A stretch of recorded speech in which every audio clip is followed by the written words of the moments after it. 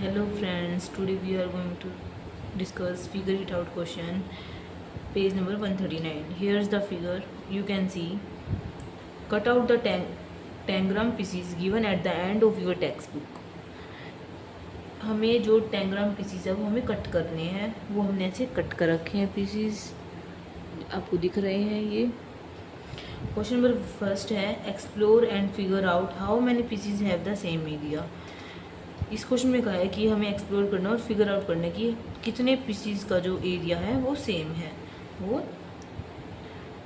तो हम देखते हैं,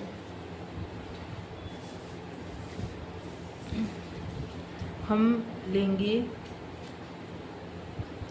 एक ब्लू कलर,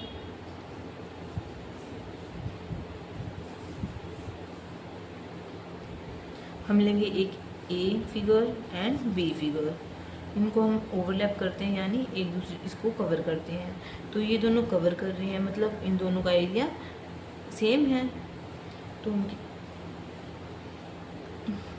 क्वेश्चन नंबर 1, जो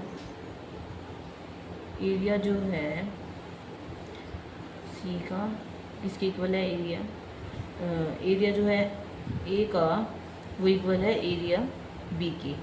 ठीक है, ये जो फिगर है ये एक दूसरे को ओवरलैप कर रही हैं और ये कवर कर रही हैं, तो इन दोनों का एरिया सेम है। और हम चेक करते हैं एरिया ऑफ सी और एरिया ऑफ ई, ये भी सी और जो ई फिगर है ये भी इन दोनों का एरिया सेम है। ये देखिए, ये सी फिगर और ये ई फिगर ये एक दूसरे को ओवरलैप कर रही हैं, तो area C is equal to area E. ये जो दो फिगर हैं एरिया ए और एरिया बी जो है उनका एरिया इक्वल है और सी और ई का एरिया इक्वल है। इन दो का एरिया ए और बी का इक्वल है और एरिया सी और ई का एरिया इक्वल है। सेकंड क्वेश्चन का है, how many times bigger is shape D as compare to shape C, what is relationship between C D and ई।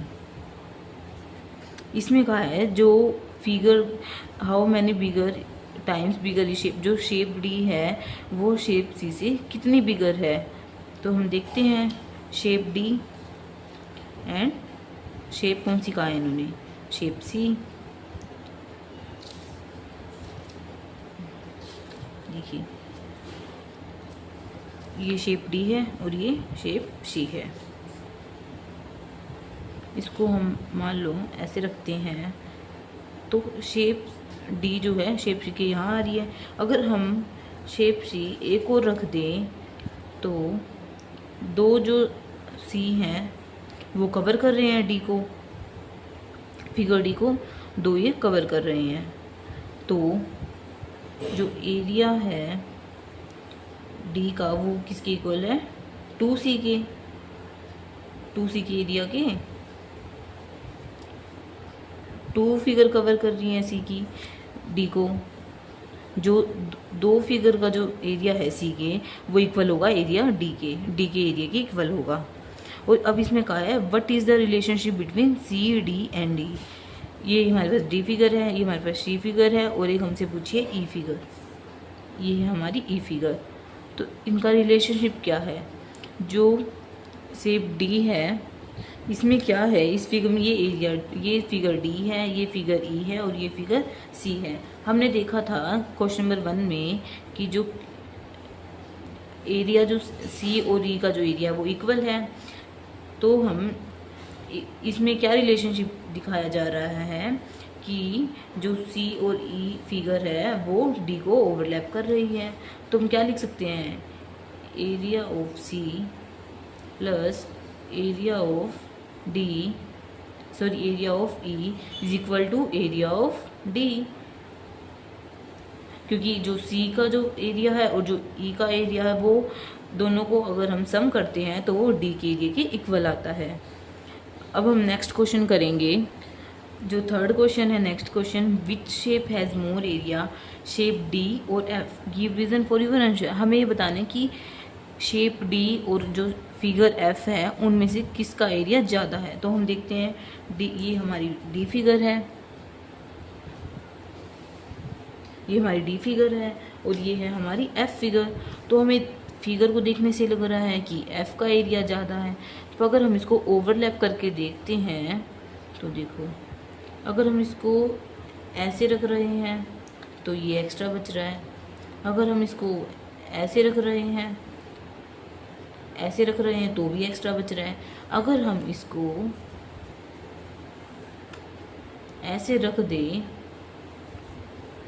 तो भी एक्स्ट्रा बच रहा है ना, ऐसे रख रहे हैं तो भी एक्स्ट्रा बच रहा है, रिमेनिंग रहता है।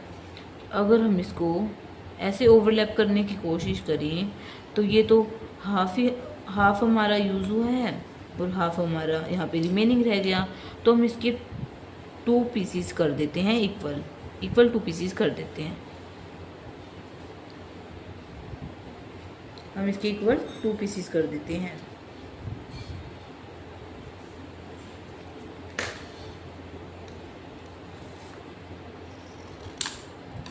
ये 2 पीसीस हो गए इसके। अब हम इसको रब कर देखते हैं।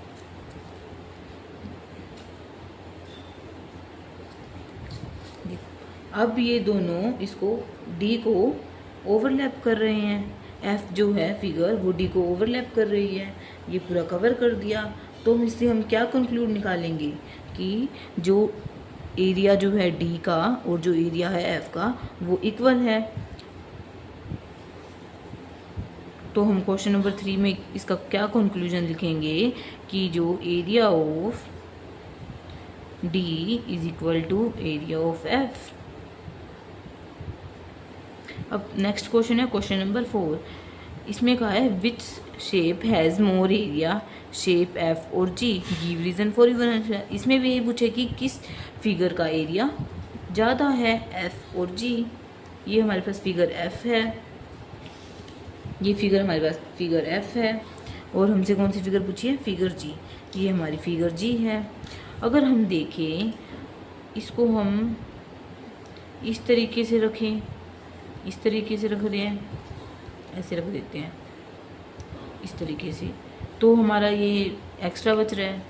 अगर हम ऐसे रखें तो आप देखेंगे कि इसमें से इतना रिमेनिंग है और ये यहाँ से रिमेनिंग है। तो अगर हम इसके 2 पार्ट्स कर दें तो अब देखते हैं, इसके इक्वल 2 पार्ट्स करते हैं एफ के,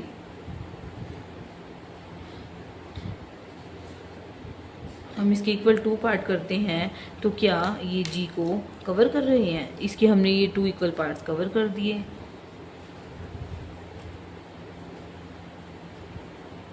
ये एक हमने ऐसे लगा दिया और एक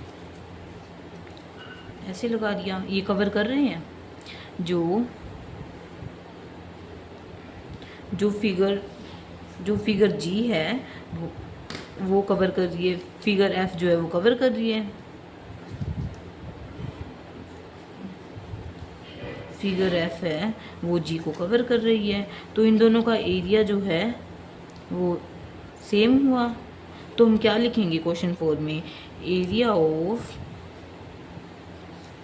figure G is equal to area of figure F.